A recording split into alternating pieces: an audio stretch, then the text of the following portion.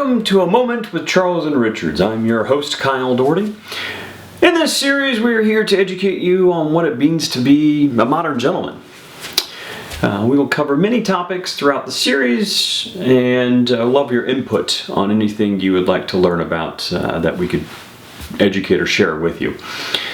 That being said, we're going to start this episode with a local cocktail and then delve into a topic that lots of guys are asking me about, and that's just simply pocket squares.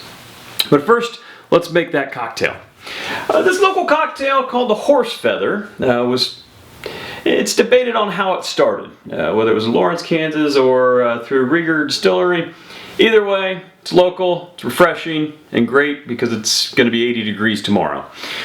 Today, a little overcast. Anyway, to start, we're going to go with the ginger beer. The main ingredients on this are here. It's very simple. 4 ingredients. We've got our Pendergast Royal from Thomastown. Thank you, Steve Rivera, for allowing us to shoot a photo shoot a couple weeks ago. So I wanted to give you a little bit of a plug here, as you do have a delicious whiskey for us to drink. Second ingredient would be the ginger beer. The ginger beer I prefer is this Bundaberg. There's many ginger beers out there, but this one tends to complement the whiskey the best, in my opinion. A couple dashes of Angostura bitters, and then because we are in this lovely lockdown, I'm not going to just run out to the store and grab fresh citrus. So I'm just going to use a little bit of lemon juice that is real lemon. Get started. We start with our base. Again, the ginger beer. And you could argue that the whiskey's the base, but the ginger beer, we do about 6 ounces of that, which is about half of one of these bottles, just like that. And now that you've got your ginger beer in there, I tend to add the whiskey now, and then a little bit more for taste, or to taste, after the cocktail has been made, rather.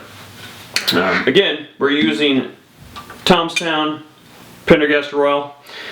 Again, not getting a plug for not getting paid to promote this. Just awesome guys down there, great space. When all this craziness is over with coronavirus, you definitely need to get down there and try some of their cocktails and take a look at the place, because they got some amazing history from Kansas City of yesteryear. So we'll start with just about an ounce pour, 2 ounce pour of this. Again, you add as much as you want at the end to taste, but for now we'll just start with that first 2 ounces. Next, I love bitters in general. Thanks to Brian Parker, actually, I think he turned me on to these. Great addition to most cocktails. Again, I love that bitter, drier taste, and this does it for you. So I know the recipes at a lot of places will call for 4 or 5 dashes. I just put a lot in because I like that. It's all up to you, all up to your taste. But again, the bitters are a very important ingredient here, and it's going to get this lovely orange-ish hue. And it definitely complements the ginger beer as well. All this kind of plays on itself and is cut then by the citrus. Again, you prefer real lemons, but this is what we've got. So I just put a few dashes of that in there because I'm kind of a sweet guy. And stir it up. Again, making sure everything's mixed nice and delicious. Oh, is that good? So now we've got our cocktail. Let's jump right into pocket squares. Now, this is a topic, again, that a lot of guys ask about. They'll either go to their go-to fold or really not know what to do, and their date or secretary might do it for them. but it's very, very, very simple. And in doing that, you're going to add a lot, or adding a pocket square, you're going to add a lot to your look. And it definitely gives you some individualities, especially if you're a guy that wears a lot of navy blazers that don't have a ton of pattern and boldness, obviously like the suit I have on today.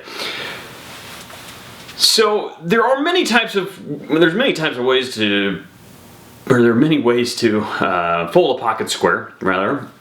I prefer two methods. They're very, very simple. First, we'll show you this pocket square. I prefer pocket squares that have a little bit of a pattern to them. Gives you a little bit of pop, and again, is a conversation piece. I love it going into restaurants or getting on a plane or going to see clients and walk through offices, and people always compliment or ask about the pocket square, which is always an interesting thing to talk about. So this particular pocket square is from Rubinacci of Naples. They do some very interesting pocket squares through a company called Montero in Italy. Tidbit, again, you don't need to know all that information, just again, fun pocket square. I love the green edge as well. Obviously, as many of you know, I love green. Green is my favorite color, but also the color of the land, and yeah, it's just awesome. So with this particular pocket square, I want to show you the basic fold I use most of the time. Now we take it from the middle, so you've got your pocket square here. Very, very simple. You want to find the middle of the pocket square, or about the middle, and you're just going to pinch. You have the four corners laying down. Very, very simple. What you're going to do is take the pocket square, slide it through your hand, and fold it up. So you want to get about halfway down on it, fold it up. So you've got your pocket square. Now for the tricky part. To get it in your pocket to look the same way that you have it here.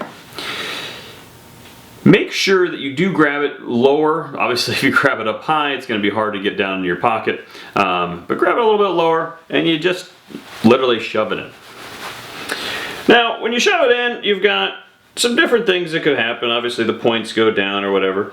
But you can easily fix that by just pulling up a little bit. And with that, you really get a fun look. I mean, you don't have to have it perfect every time. It should have a little bit of character to it.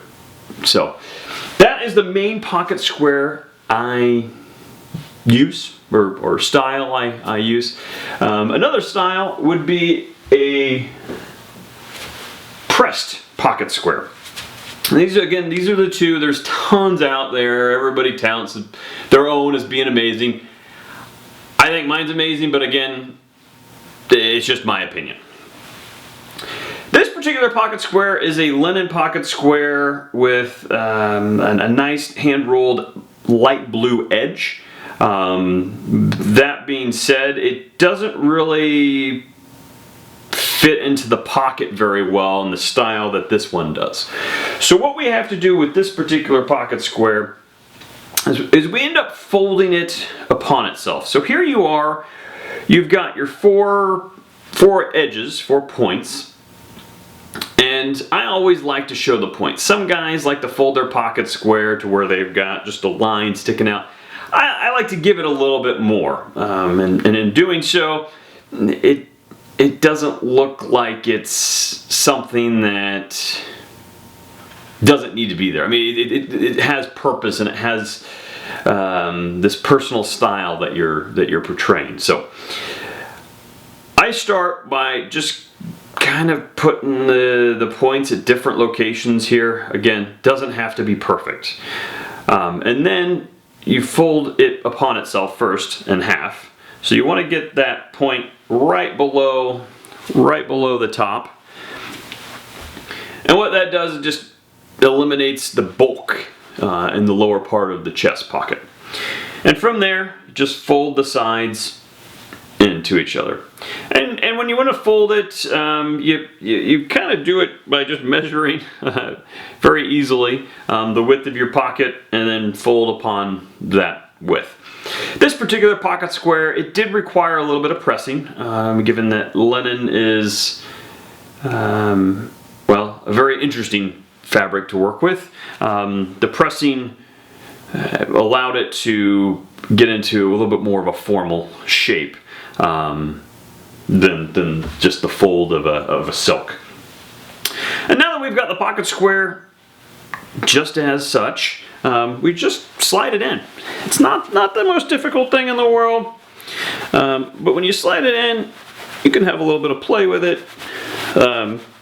With that, again, spreading the points out a little bit, and throughout the day you might get, it might change a little bit, might fall in the pocket a little bit.